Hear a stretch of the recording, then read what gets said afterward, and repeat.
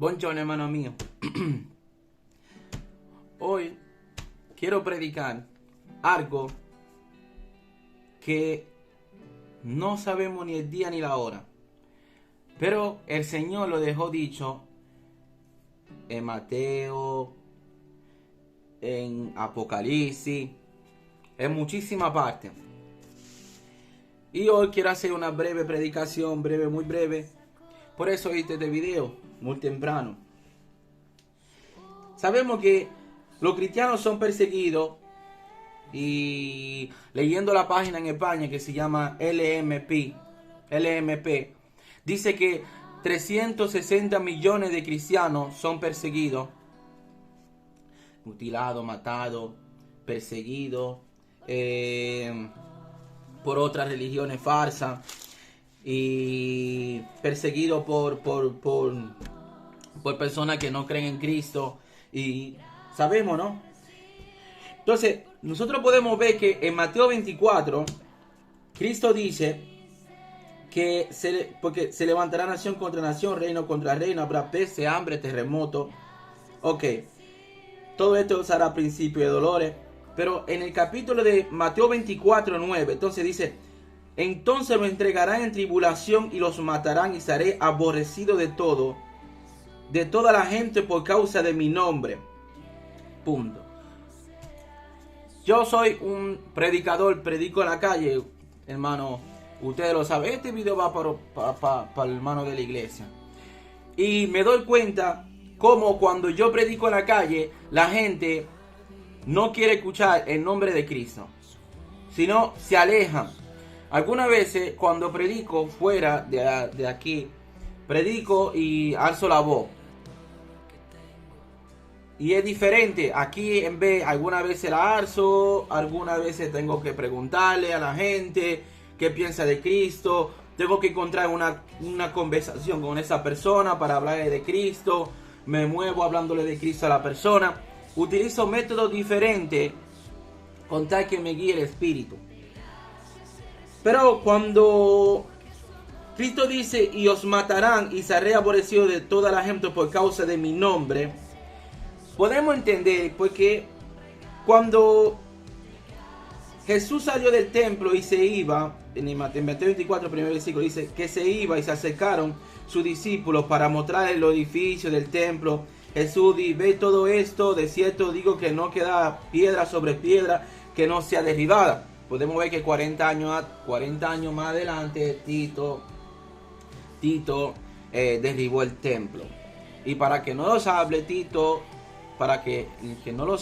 Tito, con el oro del templo que derribó, este segundo templo, con ese oro podemos ver, o quien no lo sabe, se construyó el Coliseo de Roma.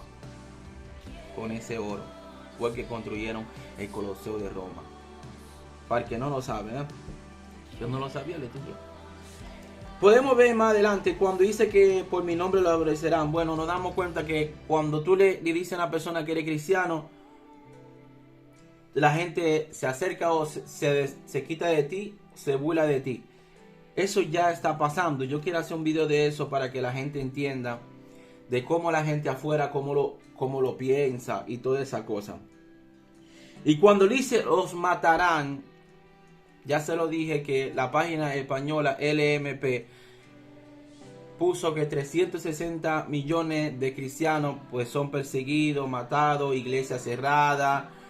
Yo vi un episodio en YouTube que quemaron una iglesia y estaba en el cuarto piso, y de allá arriba la gente se tiraba para abajo. Se quitaba la vida, se tiraban porque no querían morir quemados, y pues se tiraban y morían porque el palacio estaba lleno de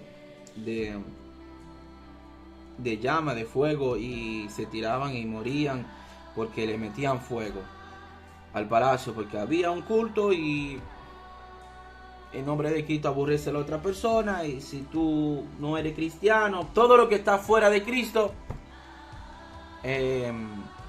pagano, no es realidad, no es verdadero. Todo lo que está fuera de Cristo es hecho para destruir Cristo. Eso es lo que piensa el Islam. Cristo fue un profeta y no le dan el respeto que se merece. Por eso, toda esta cosa que estoy hablando ahora, todas estas cosas están todo pasando, hermano. Y seré aborrecido por causa de mi nombre, y muchos tropezarán, entonces se entregarán uno a otro, y uno a otro se aborrecerán. Y muchos falsos profetas se levantarán, engañarán a muchos. Pues claro que sí, ya está sucediendo. La iglesia católica, todo lo que está ahí es pagano y es falso. Porque el que estudia la Biblia y lee la historia de la iglesia católica, fue Tito que le dio ese poder al Papa. ¿Entendieron? Fue Tito que le dio ese poder al Papa. Ok. Miren, entonces, les voy a decir una cosa. Cuando todo esto, ustedes en Mateo 24, todo esto está pasando, todo esto que ya está sucediendo. En el capítulo 30, que es lo que yo quiero predicar breve, dice, entonces lo aparecerá la señal del Hijo del Hombre en el cielo. Entonces lamentarán toda la tribu de la tierra y verá al Hijo del Hombre viniendo sobre la nube del cielo con poder y gran gloria. Y enviará sus ángeles con gran voz de trompeta y juntarán a su escogido de los cuatro vientos, desde un extremo del cielo hasta el otro. Podemos ver que Cristo escoge los escogidos y lo que llamó y lo arrebata. Pero esto pasará antes que vengan las 7 copas. Y se lo voy a demostrar. En Tesalonicenses 4, de 16 en adelante dice, porque el Señor mismo con voz de mando, con voz de arcángel y con trompeta de Dios, descenderá del cielo, y los muertos en Cristo resucitarán primero. Los que murieron en Cristo resucitarán primero. Luego nosotros, los que vivimos, los que hayamos quedado, seremos arrebatados juntamente con ellos en la nube para recibir al Señor en el aire. Así estaremos siempre con el Señor. Por tanto, alentaos los unos a los otros con esta palabra. Pero acerca de los tiempos y de las ocasiones, no tenéis necesidad, hermano, de que yo escriba. Porque vosotros sabéis perfectamente que el día del Señor vendrá a sí mismo como ladrón en la noche. Que cuando diga paz y seguridad, entonces vendrá sobre ellos destrucción repentina, como dolores a la mujer encinta, y no escaparán. Mas vosotros, hermanos, no estáis en tiniebla, para que aquel día os sorprenda como ladrón. Ese día será un día, habla del arrebatamiento. Pablo habla a los tesalonicenses de ese gran día del arrebatamiento. Ustedes se preguntan, ¿cómo así que Cristo alzará primero los que están durmiendo en Cristo y después los que quedan no vamos también? Claro, porque nos va a dar un cuerpo de gloria. Un cuerpo de gloria. Se lo voy a explicar eso. Mira, él vuelve y lo repite aquí. Mira. En Apocalipsis capítulo 6, versículo 9. Cuando abrió el quinto sello, vi debajo del altar las almas de los que habían sido muertos por causa de la palabra de Dios, por el testimonio que tenían. Esos son los cristianos que murieron por dar testimonio de Cristo. Los que son perseguidos ahora y están muriendo. Los que son mutilados, como dice la página en España. Todo aquello que son perseguidos y mutilados perseguido y maltratado, la iglesia cerrada, lo que lo queman vivo. Hay cristianos que queman vivo, hermano. Nosotros vivimos, nos levantamos, todo bien, vamos a la iglesia. No, no solamente a la iglesia, hermano, es salir para la calle y predicar la palabra. ¿Entiende? Mira, aquellos que estaban con Cristo allá, a causa de la palabra, yo por testimonio que tenía, ok. Dicen, en el capítulo dice, en el versículo dice, y clamaba a gran voz diciendo, ¿hasta cuándo, Señor? Eso era Cristo. Y santo y verdadero, no juzga y venga nuestra sangre en los que moran en la tierra. Quiere decir que ellos no estaban en la tierra, ellos estaban allá. Y se le dieron vestiduras blancas. Y se le dijo que descansen todavía un poco de tiempo hasta que se cumpliera el número de su consiervo y su hermano, que también había de ser muerto como ellos. Todavía no se había cumplido los números de lo que Cristo eligió. En el 12 vemos como Cristo también aparece como en el capítulo 30 de Mateo 24. Por aquí dice, mire cuando abrió el sexto sello y aquí hubo un gran terremoto y el sol se puso negro como tela de silicio y la luna se volvió toda como sangre. Las estrellas del cielo cayeron sobre la tierra como la higuera deja caer sus higos, y cuando es sacudida por un fuerte viento y el cielo se desvaneció como un pergamino que se arrolla, y todo monte y toda isla se removió de su lugar. Podemos ver después en el capítulo 7, y los reyes de la tierra, los grandes, los ricos, los capitanes, los poderosos y todo siervo y todo libre se escondieron en la cueva entre la peña de los montes. Y decía los montes en la peña, caed sobre nosotros, escondernos del rostro de aquel que está sentado sobre el trono de la ira del Cordero, porque gran día de su ira ha llegado. ¿Quién podrá sostenerse en pie? Ok, aquí termina el capítulo 6 del versículo 14. Después de esto, en el capítulo 7, Cristo, ¿qué hace? Sella los 144,000. Cuando sella los 144,000, podemos ver que en el capítulo 7 va el versículo 9. Y dice esto. Después de esto, Juan, porque era Juan vio la visión y dijo, después de esto miré, y aquí una gran multitud. Quiere decir que Cristo vino, hizo lo que hizo con Tesalonicenses, como dice Pablo en Tesalonicenses, los que murieron en Cristo